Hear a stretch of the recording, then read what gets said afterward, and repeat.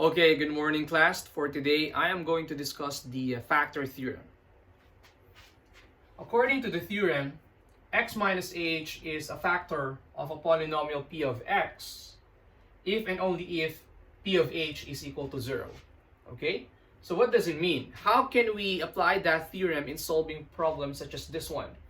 Is x plus 3 a factor of x cubed minus 7x plus 6? Normally, to answer this question, what we do is we use synthetic division or long division. So if there's no remainder, that means x plus 3 is a factor. If there is a remainder, then that means x plus 3 is not a factor. So using the factor theorem, we can just identify whether x plus 3 is a factor or not. So how are we going to do that? First, we will equate x plus 3 to 0. Subtract 3 on both sides. So x equals negative 3. So for x plus 3 to become a factor of this, our p of negative 3 should be equal to 0. Okay? That's the condition. So what we will do is we will just replace all of the x's by negative 3. So negative 3 cubed minus 7 times negative 3 plus 6. Negative 3 cubed is negative 3 times negative 3 times negative 3. So negative 3 times negative 3 is positive 9 times negative 3 is equal to negative 27. This is negative 7 times negative 3 and that is positive 21. And we have 6 here. Okay, negative 27, 21 plus 6 is equal to positive 27. Negative 27 plus 27 is equal to 0. Now, since the answer is 0, therefore, x plus 3 is a factor. So the answer is yes. Why? Because p of negative 3 is equal to 0.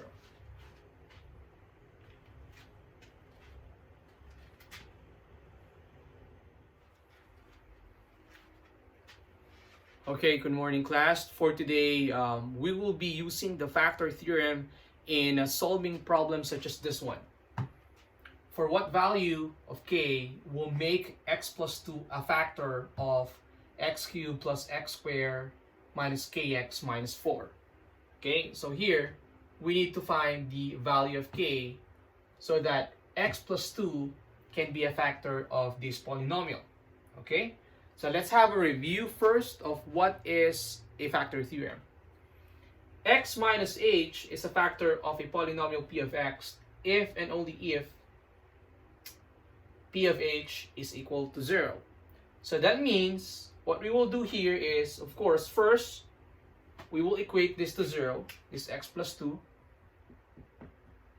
Okay, and then we will subtract 2 on both sides. So x equals negative 2.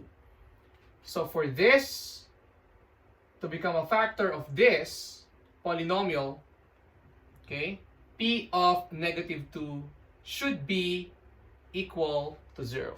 Okay? So p of negative 2 should be equal to 0. So what we will do here is, again, we'll just plug in negative 2 to all of the x's. Okay? So first I'm going to write the original polynomial. Okay? And this should be equal to 0 when we substitute the x to, when we substitute negative 2 to all of the x's.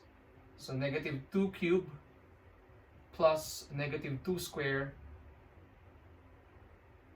okay, minus k times negative 2 minus 4, and that should be equal to 0. Okay? So let's solve this. What's negative 2 raised to 3? That's negative 2 times negative 2 times negative 2, and that will give us negative 8. Negative 2 squared is negative 2 times negative 2, and that will give us positive 4. This is negative 2 times negative k. So negative times negative, that will give us positive 2k.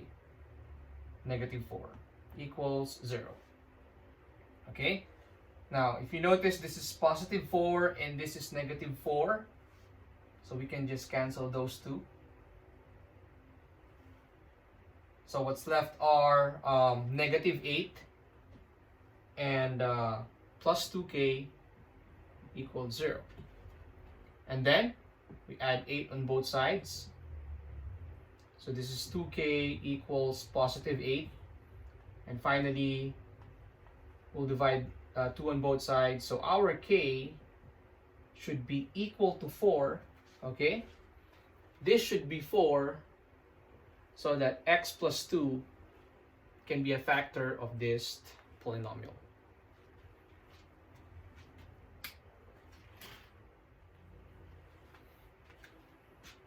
Okay, so let me give you another example. Again, for what value of k will make x plus 4 a factor of this polynomial? Our k here is here, right here.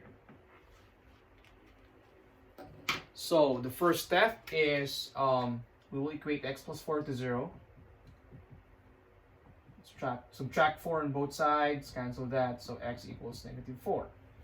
So for this x plus 4 to become a factor of that polynomial, our p of negative 4, okay, p of negative 4 should be equal to 0. Okay, so you just plug in negative 4 to all of the x's. Okay, first I will write the polynomial.